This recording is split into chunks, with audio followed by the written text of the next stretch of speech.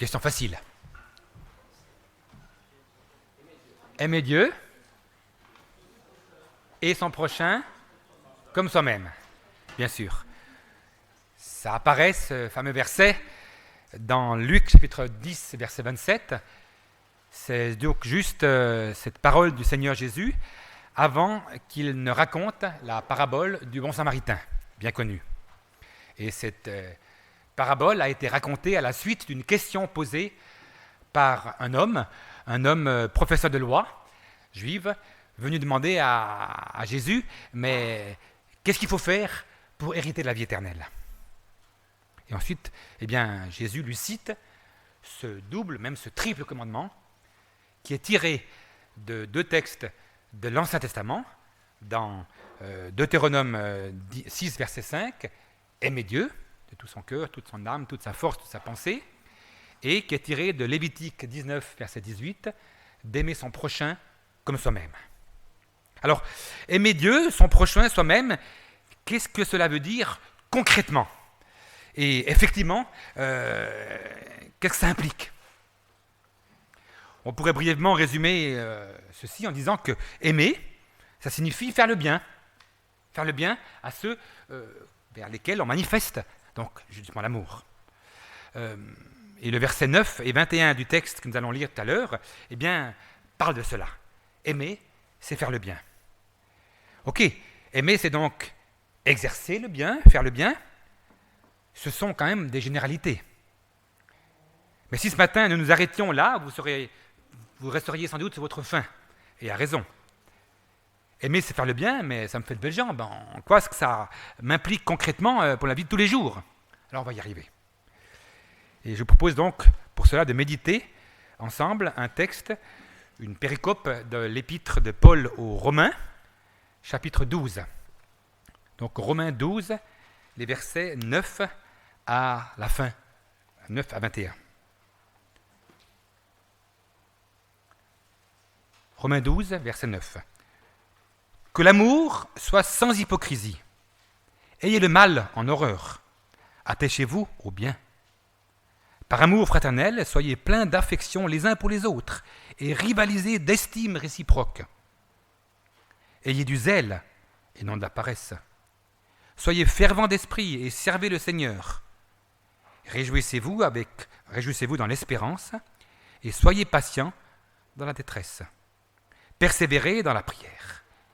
Pourvoyez aux besoins des saints et exercez l'hospitalité avec empressement. Bénissez ceux qui vous persécutent, bénissez et ne maudissez pas. Réjouissez-vous avec ceux qui se réjouissent, pleurez avec ceux qui pleurent. Vivez en plein accord les uns avec les autres. N'aspirez pas à ce qui est élevé, mais laissez-vous attirer par ce qui est humble. Ne vous prenez pas pour des sages. Ne rendez à personne le mal pour le mal. Recherchez ce qui est bien devant tous les hommes. Si cela est possible, dans la mesure où cela dépend de vous, soyez en paix avec tous les hommes. Ne vous vengez pas vous-même, bien-aimés, mais laissez agir la colère de Dieu. Car il est écrit, « C'est à moi qu'appartient la vengeance, c'est moi qui donnerai à chacun ce qu'il mérite, dit le Seigneur. Mais si ton ennemi a faim, donne-lui à manger.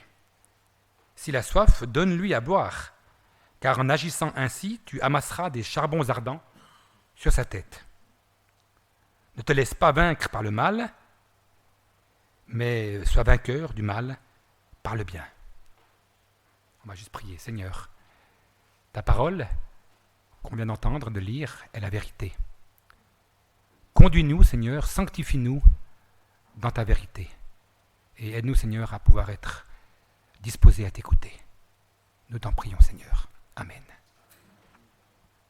Alors, dans ce texte, nous pouvons voir ou dégager trois enseignements, trois aspects. Il y en aurait beaucoup plus, sans doute, mais j'en ai relevé trois aspects de ce que devrait être l'amour. D'abord, on nous laisse dégager dans ce texte que l'amour doit être sans hypocrisie. C'est le verset 9, le premier verset que nous avons entendu, qui le dit, qui l'affirme et qui le commande. Que l'amour soit sans hypocrisie. Donc ce n'est pas une vague suggestion, oui, essayez peut-être dans la mesure de vos possibilités. Non, que l'amour soit sans hypocrisie. Ce n'est pas une option. Mais ceci, c'est à la fois une généralité, que l'amour soit sans hypocrisie, c'est assez général, hein, et à la fois quelque chose de bien spécifique et bien concret aussi. Alors c'est une généralité, parce qu'on ne sait pas précisément et forcément ce que ça implique dans le quotidien. La Bible, vous savez, n'est pas un livre de recettes de cuisine qu'on appliquerait. On nous dirait de mettre tant de grammes de ceci, tant de décilitres de cela, de le mixer et d'obtenir, et bien clac, tout de suite, un résultat. C'est vrai, la Bible n'est pas comme ça. Mais c'est néanmoins assez spécifique, cette injonction, ne pas être hypocrite, c'est très concret, parce que ça ne coule pas de source, cette vérité. L'amour ne doit pas être hypocrite. Alors, c'est contraire au principe du monde, on pourrait dire, parce que dans notre monde, c'est contraire à la mode du paraître. Beaucoup de gens paraissent. Ah, on va attendre que le petit haut-parleur termine, voilà. C'est contraire à ce que le monde montre, le paraître, le théâtre, le cinéma, souvent la façade. Souvent, le qu'en dira-t-on? Qu'est-ce que les autres vont dire de moi? Donc là, c'est souvent, on agit dans l'hypocrisie de ce que les autres vont penser. L'amour doit donc être vrai, droit, pur, honnête, bref, sans hypocrisie. Et le mot grec employé ici, c'est hypokritos, qui veut dire non fin, non déguisé, fin F-I-N-T, non déguisé. Et la Bible du Semeur traduit par l'amour ne sait pas mentir. Ça explique un petit peu les choses. Alors, ça veut dire quoi dans le quotidien, ça? Eh bien, que je ne ferai pas ceci ou cela envers telle ou telle personne pour recevoir un jour, en retour, quelque chose de sa part. Vous savez, une sorte de donnant-donnant. Je fais ça pour que tu me donnes au retour. Ou pour lui montrer que je suis un bon chrétien parce que je m'occupe d'elle, cette personne. Ou pour m'en vanter devant mes collègues au travail ou devant mes voisins. Ah, je fais quelque chose de bien. Ou bien même devant mes frères et sœurs. Je fais quelque chose de bien pour les autres, en espérant être récompensé. Ou même éventuellement pour penser que je vais gagner le ciel. Je fais ça, ma petite BA, bonne action, pour gagner le ciel. Oh, ça serait faux, ça. C'est contraire aux principes, même qui ont été remis en malheur dans la Réforme, que le salut s'obtient par la grâce, au moyen de la foi, et pas par les œuvres. C'est un amour, donc, sans masque. On peut parfois tromper les autres, et plus subtilement, parfois même se tromper soi-même, mais on ne peut pas tromper Dieu. On ne peut pas tromper Dieu. L'amour, sans hypocrisie, il est aussi gratuit. Et il est pour n'importe qui, et à n'importe quel moment, et sans condition. Notez la double requête très vigoureuse au verset 9 ici, de haïr le mal. Ça fait penser à un autre texte dans le livre d'Amos. Il nous dit d'haïr le mal, d'aimer le bien, de rechercher le bien. Amos 5, verset 15. Donc haïr le mal, et on nous dit de s'attacher fortement au bien. Donc ne pas pactiser avec le mal, et désirer vraiment ardemment pratiquer le bien. Est-ce que nous le faisons? Est-ce que je le fais? Question qu'on peut se poser. Donc l'amour est sans hypocrisie, première chose. Deuxième chose, dans notre texte, qu'on voit dans différents versets, l'amour doit être fervent et attentionné. Alors les versets 10 et 11, je vous les relis. Par amour fraternel, soyez pleins d'affection les uns pour les autres, et rivalisez d'estime réciproque. Ayez du zèle, et non de la paresse, soyez fervents d'esprit, et servez le Seigneur. Et les versets 15 et 16, réjouissez-vous avec ceux qui se réjouissent, pleurez avec ceux qui pleurent, vivez en plein accord les uns avec les autres, n'aspirez pas à ce qui est élevé, mais laissez-vous attirer par ce qui est humble, ne vous prenez pas pour des sages. L'affection, la prévenance, le respect, l'empressement, l'ardeur, la compassion, le sacrifice sont toutes des notions qui, je dirais, transparaissent à travers ces quelques versets de Romains 12. Et je rajouterai volontiers que l'amour, c'est être créatif envers les autres. Samuel Benetro, dans son commentaire sur l'Épître aux Romains, dit ceci: Dans l'Église, l'amour prend une qualité familiale, en référence à la famille antique. C'est la conscience d'une même origine et d'un destin solidaire, une communauté d'intérêts, une tendresse qui va de soi, une proximité, un échange. Cette atmosphère familiale, qui convient à la communauté chrétienne, est fortement marquée par deux termes, Philadelphia, qui veut dire affection fraternelle, littéralement l'amour du frère, et Philostorgoi, qui veut dire qui aime profondément.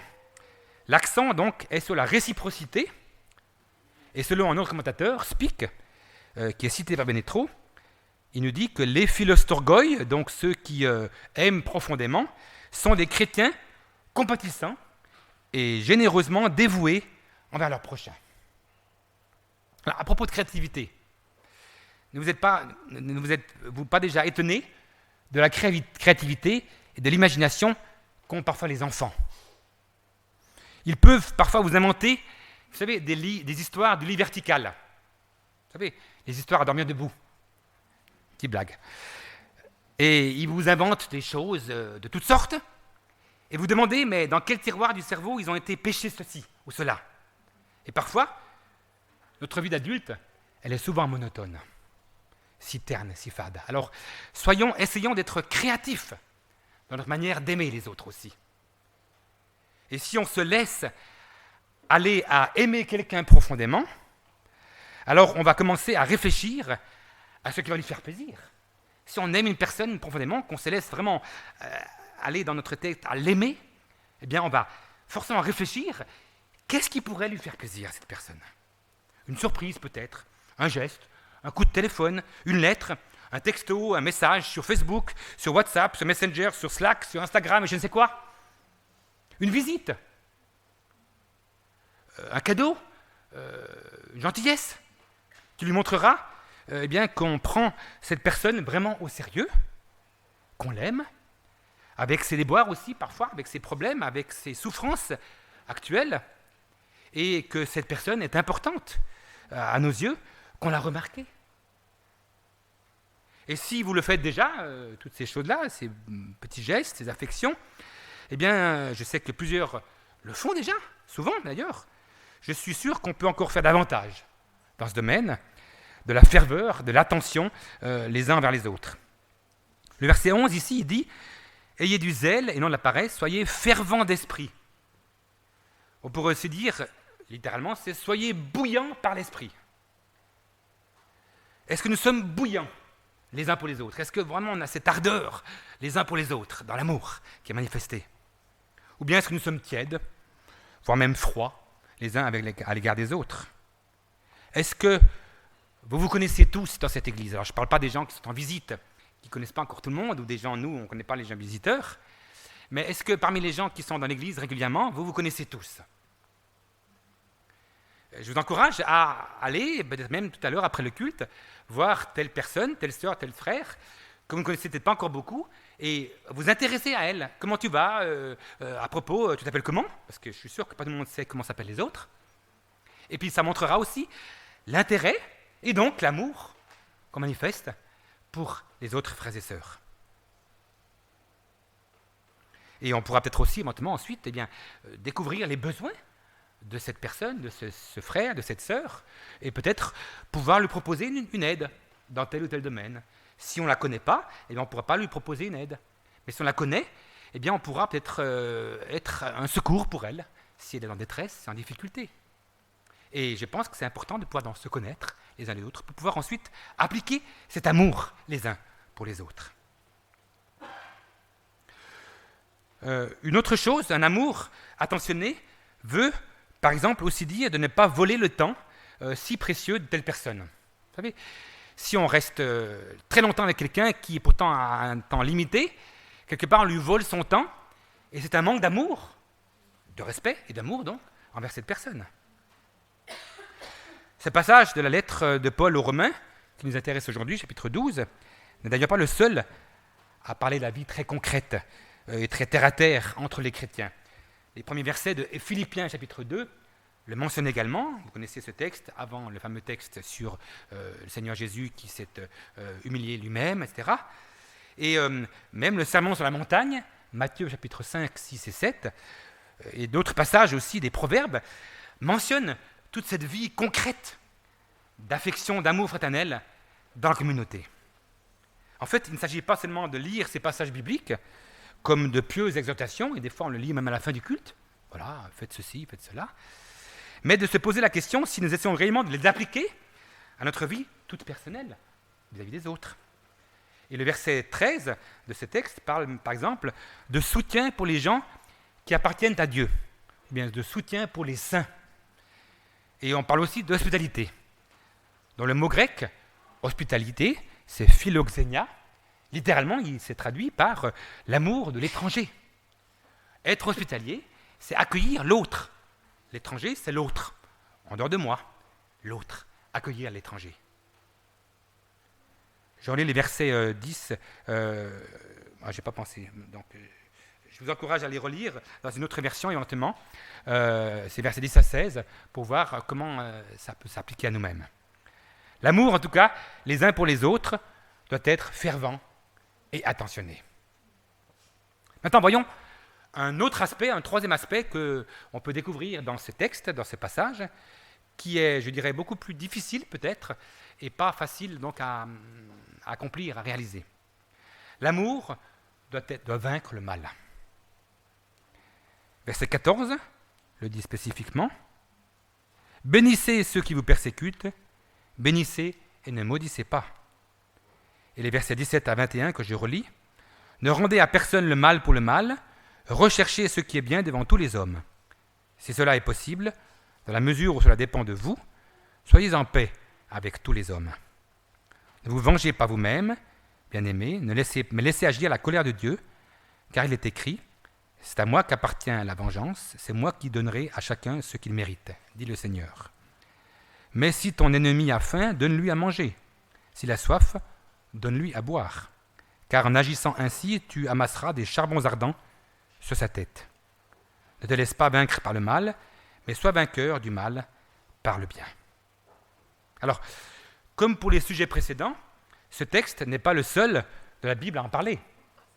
Jésus a déjà dit, dans Matthieu 5, 43 à 48, d'aimer ses ennemis, de bénir ceux qui nous maudissent et de prier pour ceux qui nous persécutent. Vous connaissez ce texte très important dans le Sermon sur la montagne. Et Exode, même dans l'Ancien Testament, dans Exode 23, 4 à 5, en parlait déjà.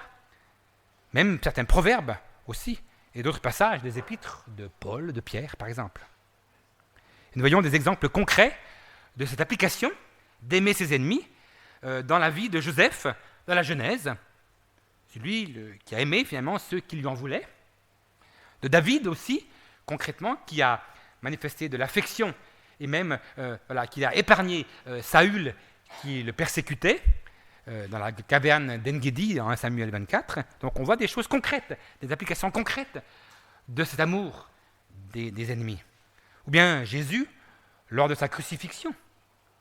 Ou bien Étienne, le premier martyr chrétien, qui a aussi demandé, comme Jésus, « Père, pardonne-leur, ils ne savent pas ce qu'ils font. »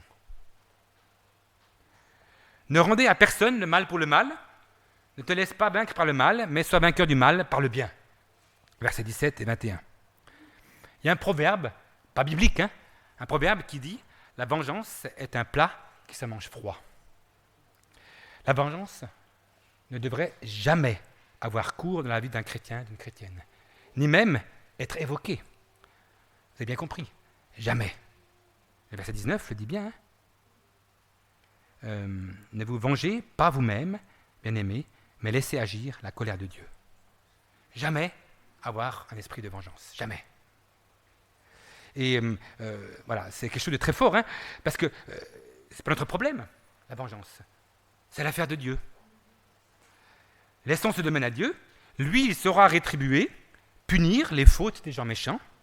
Il saura comment s'y prendre et il le fera de manière juste à 100%. Nous, d'ailleurs, si nous essayions de le faire, mais il ne faut pas le faire, mais si nous essayions de le faire, eh bien, on serait partial, on serait injuste, on serait donc subjectif, parce qu'on est humain et imparfait. Donc Dieu sait ce qu'il est bien, ce qui est juste, ce n'est pas à nous de nous occuper. Le verset 19 est clair là-dessus. jamais se venger. Par contre, ce qui est de mon ressort, ce qui est de votre ressort, de notre ressort, c'est de vaincre le mal par le bien et d'aimer envers et contre tout. Et ça, ce n'est pas une mince affaire, pas facile.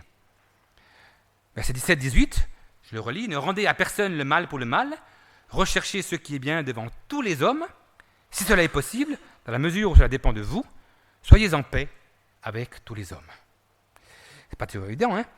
Notez bien, dans la mesure où ça dépend de vous. Et c'est vrai qu'on pourrait dire des fois, la paix ne dépend pas de nous. C'est vrai. Mais la paix dépend de nous plus souvent qu'on ne le pense. Ce verset d'ailleurs était longtemps un de mes mots d'ordre, un de mes mottos, comme on dit, mots d'ordre pour mon ministère. Ne pas rendre le mal, ne pas chercher la paix envers tous les hommes, dans la mesure où cela dépend de moi. Bien entendu, la paix, c'est vrai, hein, au prix du sacrifice, de la vérité ou du compromis des principes régis par le Seigneur dans sa parole, est à proscrire. Pas la paix à n'importe quel prix. On doit bannir une paix qui serait une demi-paix, qui serait une paix sans vérité, sans conformité à la parole de Dieu. Donc la paix ne s'obtient pas à n'importe quel prix, c'est vrai. Et pour certains d'entre vous, peut-être, comme pour moi d'ailleurs aussi, eh bien, ça peut résonner comme une sonnette d'alarme, parce que notre monde, il est laxiste. Des fois, le laxisme atteint aussi l'Église, et puis on doit de rester ferme sur les principes essentiels et fondamentaux de la parole de Dieu. Donc ne pas tergiverser sur la parole du Seigneur. D'ailleurs, le Seigneur Jésus lui-même, dans sa vie terrestre, était ferme par rapport à la parole. Mais plus souvent que nous ne le pensons, la paix dépend de nous. En partie peut-être, mais en partie quand même. Elle dépend de nos réactions. Elle dépend, donc la paix dépend, pour une prochaine diapo. Ah, on n'a mis que ça, d'accord, là, je n'ai pas mis la suite. Elle dépend de nos réactions, elle dépend de notre attitude, elle dépend de nos paroles, qu'on dit, ou qu'on ne dit pas, ou qu'on dit mal, ou qu'on dit autrement. Voilà. Elle dépend de notre regard, elle dépend de notre vie, en général. Donc, plus souvent qu'on le pense, la paix dépend de nous. Comment est-ce qu'on fait face aux autres? Comment est-ce qu'on les regarde? Comment est-ce qu'on leur parle? Comment est-ce qu'on les traite? Comment est-ce qu'on les perçoit? Etc. Et voilà, donc bien sûr, pas tous ceux qui sont contre nous, qui sont vis-à-vis de nous sont des ennemis ou des rivaux. Bien sûr que non. Mais même envers ces personnes-là, qui sont des rivaux ou des ennemis ou des gens qui nous en veulent, on peut essayer de permettre que la paix reste, malgré tout, envers ces personnes. Et voilà, donc je pense à des chrétiens que je connais en divers lieux. J'ai vu des chrétiens, j'ai entendu des chrétiens, j'en ai connu, qui ne se parlent plus. Ils ne se parlent plus. Ils s'évitent, ils s'ignorent. Et après, ces gens, c'est quand même rigolo ça, hein, l'humour de Dieu, ces gens seront un jour côte à côte, peut-être, dans le paradis, dans le royaume de Dieu. Mais sur terre, ils s'ignorent. C'est pas cohérent, ça va pas. Notons aussi que vivre en paix ne veut pas non plus dire fuir les autres, les éviter, non.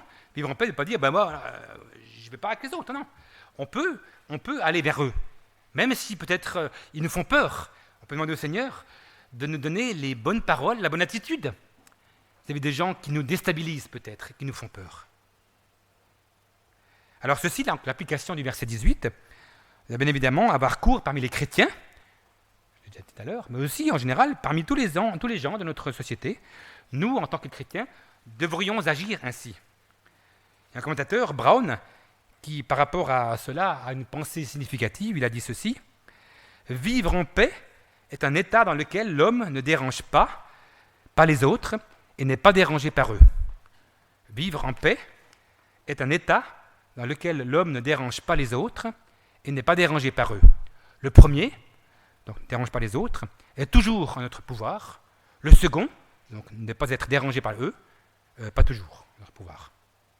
Et il est vrai que les autres, dans notre environnement, n'ont pas forcément ce critère de vie, parce que nous ne vivons pas dans un monde idéal, dans un monde de bisounours, comme on dit, mais dans un monde peuplé de pécheurs, dont nous d'ailleurs aussi.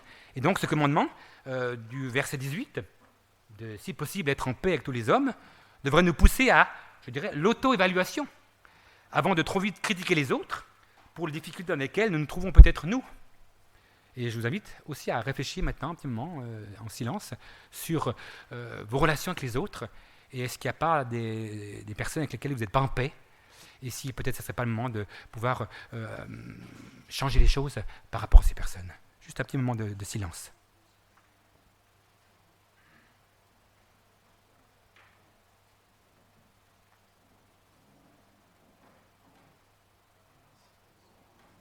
Alors ensuite, on arrive au verset 20. Le verset 20, dans notre texte, il peut nous laisser perplexes et même pantois, parce qu'il est très exigeant. Il dit donc de donner à manger à notre ennemi qui a faim, s'il a soif, de donner à boire. Donc ça paraît exigeant, ça paraît presque démesuré, on n'est pas des masochistes, les chrétiens. Donner à manger à celui qui a faim mais qui est un ennemi. Non, on n'aime pas faire ça. Ça paraît assez bizarre.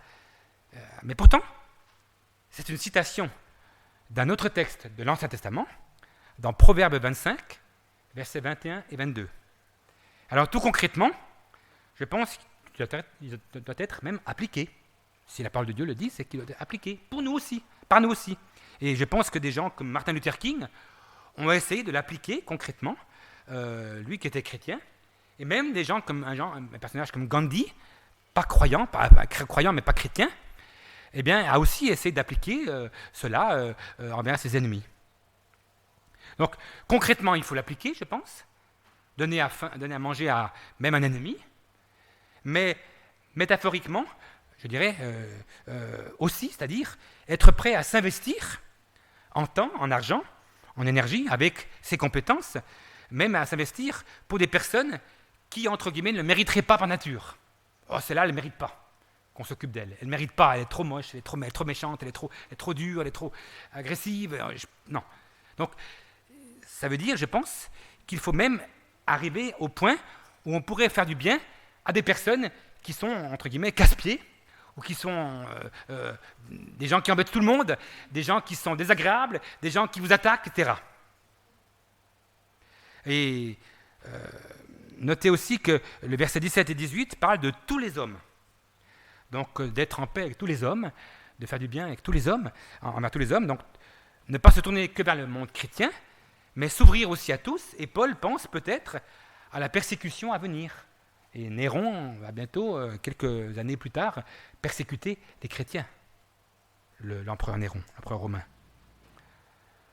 Notons aussi que dans la notion de chercher à faire ce qui est bien, verset 17, le mot grec utilisé ici, c'est kalos, un mot qui veut dire bien, et pas agathos.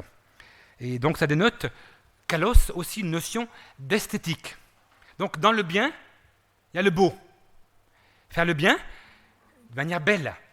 Donc, et souvent d'ailleurs dans la Bible, le bien et le beau, c'est quasiment pareil. Ce qui est bien est beau, ce qui est beau est bien. Donc il y a une notion d'esthétique, et Dieu désire aussi une notion d'esthétique dans la pratique du bien. C'est donc ce qui est reconnu largement comme moralement juste, le mot employé ici. Alors maintenant, que veut dire cette expression « amasser des charbons ardents sur sa tête » ? Vous savez, c'est une expression qui revient dans la Bible et qui est un petit peu difficile à comprendre. Alors, première réponse, je vous dirai si je suis d'accord avec ces réponses ou pas, mais voilà ce qu'on a proposé comme réponse. Première réponse, on pourrait dire que dès les temps anciens, certains ont porté leur attention sur des passages de l'Ancien Testament qui exprimaient l'idée d'une punition. Par exemple, le psaume 140, versets 10 et 11, qui dit ceci, « Que sur la tête de ceux qui m'environnent retombe l'iniquité de leurs lèvres, que des charbons ardents se déversent sur eux. » Cette pensée dirait qu'en faisant du bien à nos ennemis, on augmenterait leur culpabilité et magnifierait leur punition. Et on peut penser aux disciples qui auraient souhaité que le feu descende sur des habitants de Samarie comme punition parce que ses habitants de Samarie n'ont pas voulu recevoir Jésus. Vous savez, c'est dans Luc 9, 54. « Ah, que le feu descende !» Donc là, ça serait une sorte de vengeance, une sorte de demande de punition que Dieu punisse. Mais cette interprétation, cette hypothèse, semble difficilement concevable avec l'idée générale de tout ce texte, d'ailleurs d'autres de la Bible, qui parlent justement de l'amour et non de la haine et de la vengeance. Donc je ne pense pas que c'est ça. Il n'y a pas d'idée de punition. Une deuxième manière de comprendre cette expression, ça relie les charbons ardents sur la tête de quelqu'un à la honte et le sentiment de remords que cette personne pourrait avoir en se voyant traitée avec tant d'amour, elle qui aurait été si dure et méchante. Et 1 Pierre 3, verset 16, par exemple, a une idée semblable. Afin que là même où ils, donc les autres, vous calomnient comme si vous faisiez le mal, ceux qui critiquent votre bonne conduite en Christ soient couverts de honte. Et puis 1 Pierre 2, verset 12, un petit peu avant, dit la même chose. Afin que là même où ils vous calomnient comme si vous faisiez le mal, ils remarquent votre belle manière d'agir et rendre gloire à Dieu le jour où il interviendra. Donc voilà, en quelque sorte, quand on fait du bien aux autres, ça permet que les gens aient honte de leur attitude et ensuite, il y a un sentiment de remords qui s'exprime de leur part. Une troisième façon, qui est assez semblable à la deuxième, d'interpréter cette expression « amasser des charbons ardents sur sa tête », fait un rapport entre le texte des proverbes qui a été cité, donc proverbe, c'était où, je ne me rappelle plus, 25, voilà, 25, dans Romains, et une coutume que l'on trouve en Égypte, dans laquelle un homme donnait une preuve publique de sa pénitence, de son repentir, pour une faute en portant sur sa tête un récipient rempli de charbon ardent, charbon brûlant. Donc les charbons ardents, seraient un symbole d'un repentir, d'un changement d'attitude et d'esprit, faisant suite à un geste d'amour. Alors que nous prenions la deuxième ou la troisième interprétation, ça apparaît assez clairement que l'apôtre Paul fait référence ici au changement qui est opéré dans le cœur et l'attitude d'une personne qu'on considère entre guillemets comme ennemie, à la suite d'actes d'amour envers elle. Vous comprenez ? Si on nous fait du bien, cette personne qui nous en voulait, eh bien finalement elle sera confondue, puis finalement elle ne voudra plus en faire du bien, elle voudra plus faire du mal. Donc voilà ce que ça peut impliquer, avoir comme conséquence de faire du bien à ceux qui nous font du mal. Alors, on va maintenant conclure bientôt.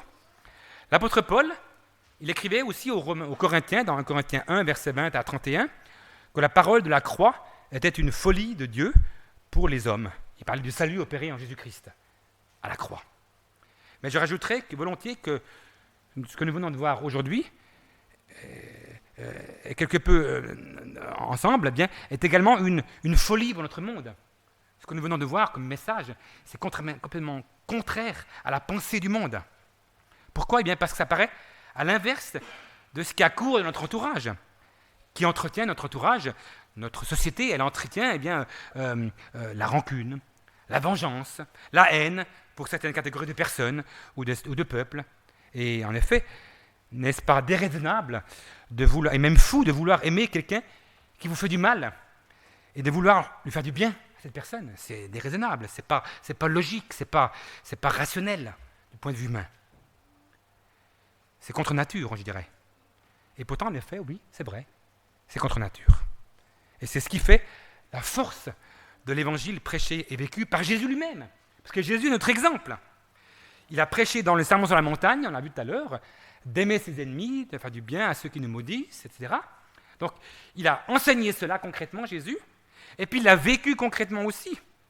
Rappelez-vous, avant sa crucifixion, lorsqu'il y a un serviteur d'un sauveur sacrificateur qui sont venus l'arrêter pour le crucifier, eh bien, Pierre a coupé l'oreille à ce serviteur de sauveur sacrificateur. Pierre, l'apôtre, qui voulait défendre son maître, a coupé l'oreille de l'ennemi en quelque sorte. Et qu'est-ce qu'a fait Jésus ? Il a guéri l'oreille de cet homme blessé. Incroyable. Donc Jésus, même avant sa mort, eh bien, il a manifesté concrètement l'amour pour l'ennemi. Et puis bien sûr, À la croix, je redis cette parole que j'ai déjà mentionnée tout à l'heure, il a dit « Père, pardonne-leur, parce qu'ils ne savent pas ce qu'ils font. » Donc Jésus, il a vécu, il a donc enseigné, mais ensuite aussi vécu cela. L'amour doit donc vraiment être sans hypocrisie, je reprends les premiers termes, il doit être fervent et attentionné, il doit vaincre le mal par le bien, en aimant même ses ennemis, entre guillemets ennemis. Si nous réfléchissons davantage à ces vérités et à leur implication pour notre vie personnelle et aussi communautaire, je dirais, alors je suis sûr que notre témoignage portera du fruit dans notre entourage. D'ailleurs, porter du fruit, c'est la 4e partie de notre projet d'église, qui est cité là-bas en jaune dans le panneau d'affichage, qu'on a adopté ensemble, en assemblée générale, au mois de janvier dernier. Porter du fruit, être une église qui porte du fruit. Eh bien, en appliquant cela, nous pourrons être une église qui porte du fruit. Et ça sera à la gloire et à l'honneur de notre Seigneur qui, lui, a réussi à aimer parfaitement et jusqu'au bout. Et je vous suggère et je vous encourage en ce sens à relire régulièrement donc, ce texte de Romains 12, en particulier les versets 9 à 21 médités aujourd'hui, en essayant de l'appliquer, ce texte, concrètement à notre vie de tous les jours, dans la famille, avec nos amis, dans l'église, je dirais aussi à l'extérieur, vous avez des gens de la société, dans la cité. D'ailleurs, le thème de notre fédération baptiste pour 2019, c'est être une église qui résonne dans la cité, et elle pourra résonner aussi en appliquant des textes comme ceux-ci. Et je vous relis, pour conclure, le verset 21 de notre texte, qui nous dit ceci. « Ne te laisse pas vaincre par le mal, mais sois vainqueur du mal par le bien. » Amen. Prions notre Dieu. Ô Seigneur, merci pour ta parole. Ces textes sont si riches, si profonds. Ces textes ne sont pas toujours évidents à appliquer. Nous le reconnaissons, Seigneur. Mais merci parce que tu as envoyé ton Saint-Esprit dans nos cœurs pour pouvoir être modelés par toi et ensuite pouvoir appliquer ta parole. Alors Seigneur, aide-nous toujours à être remplis de ton Saint-Esprit. Aide-nous toujours à être en connexion avec toi, en relation avec toi, pour pouvoir, Seigneur, vivre concrètement comme tu le demandes. Mais Seigneur, merci parce que ce que tu demandes, ce n'est pas impossible, mais c'est possible parce que toi, tu as donné l'exemple. Toi, Jésus, tu as été jusqu'au bout de l'amour en t'offrant pour l'humanité entière. Et tu as manifesté des gestes d'amour, des paroles d'amour, des attitudes d'amour envers tous les hommes. Oh, loué sois-tu, Seigneur, pour ton exemple. Alors aide-nous pour suivre ton exemple.